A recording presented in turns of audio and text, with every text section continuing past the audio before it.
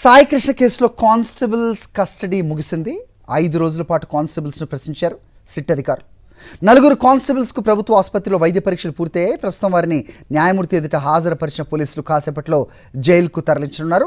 5 రోజుల విచారణలో చాలా ప్రశ్నలకు సమాధానాలు దాటవేశారు కానిస్టేబుల్స్.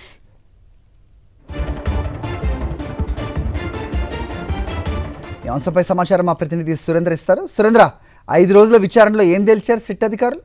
అటు నాగరాజు ఇటు కానిస్టేబుల్ వీళ్ళందరూ కూడా సమాధానాన్ని దాటవేయటమో లేకపోతే మౌనమే సమాధానంగా చెప్పటమో చూస్తున్నాం. అది సాయి కృష్ణ లాకడెత్ కేసులో కస్టడీకి తీసుకున్న టిఏ నాగరాజు దగ్గర నుంచి కానీ కానిస్టేబుల్ దగ్గర నుంచి కానీ సిట్టు పూర్తి సమాచారం రాబట్టలేకపోయిందని చెప్పొచ్చు. నాగరాజును 9 రోజులు విచారించిన సిట్టు అక్కడి నుంచి ఎటువంటి సమాచారాన్ని రాబట్టలేకపోయింది. ఇప్పుడు కానిస్టేబుల్ 5 రోజుల కస్టడీలో కూడా అదే వ్యవహార శైలి కనిపించిందని చెప్పాలి. నాగరాజు ఏ విధంగా మౌనం వహించాడో ఇక్కడ కానిస్టేబుల్స్ కూడా 5 రోజుల కస్టడీలో పూర్తిగా మౌనమే వహించారు. అనేక ప్రశ్నలు సిట్ సంధించినా దేనికి కూడా సమాధానం చెప్పని పరిస్థితి కనిపించింది.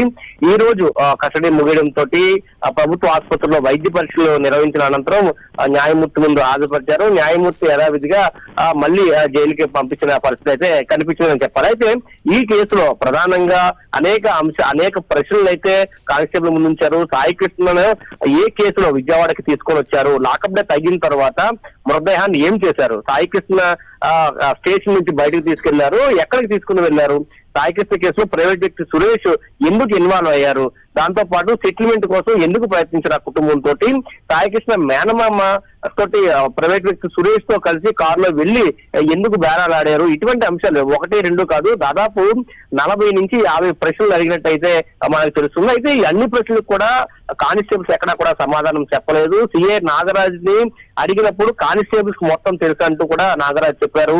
ఇప్పుడు కానిస్టేబుల్స్ మొత్తం విషయం అంతా కూడా సిఏకి తెలుసు, మాకు తెలియదంటూ కూడా వాళ్ళు చెప్పిన పరిస్థితి కూడా మనకు కనిపించింది. దాంతో పాటు సాయి కృష్ణ మార్కాపురం తీసుకొచ్చిన తర్వాత టాస్క్ ఫోర్స్ పోలీసులు తీసుకెళ్లి కృష్ణలంక పోలీసులో అప్పచెప్పారు. అప్పుడు ఎక్నాలజ్మెంట్ తీసుకున్నారు. ఆ ఎక్నాలజ్మెంట్ కి సంబంధించిన ఫోటోలను కూడా ఉంచారు. దానికి కూడా సమాధానం చెప్పకపోవడంతో టాస్క్ ఫోర్స్ కు సంబంధించిన కానిస్టేబుల్స్ ఎస్పీని కూడా ఈ రోజు విచారణకు పిలిచారు. వాళ్ళ సమక్షంలోనే ఈ 4 కానిస్టేబుల్ కూడా విచారించిన పరిస్థితి అయితే కనిపించింది.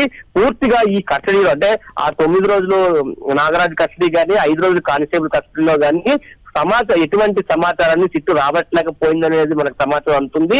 మరొకసారి కస్టడీకి తీసుకునే అవకాశం కూడా ఉందనే పోలీసు వర్గాల చర్చ అయితే ప్రస్తుతం కొనసాగుతుంది. ఈ కేసులో మరింత ముందుకు వెళ్లాలంటే మరోసారి కస్టడీ అవసరం అంటూ కూడా సిట్ అధికారులు మాట్లాడుకుంటున్న పరిస్థితి మనకు కనిపిస్తుంది.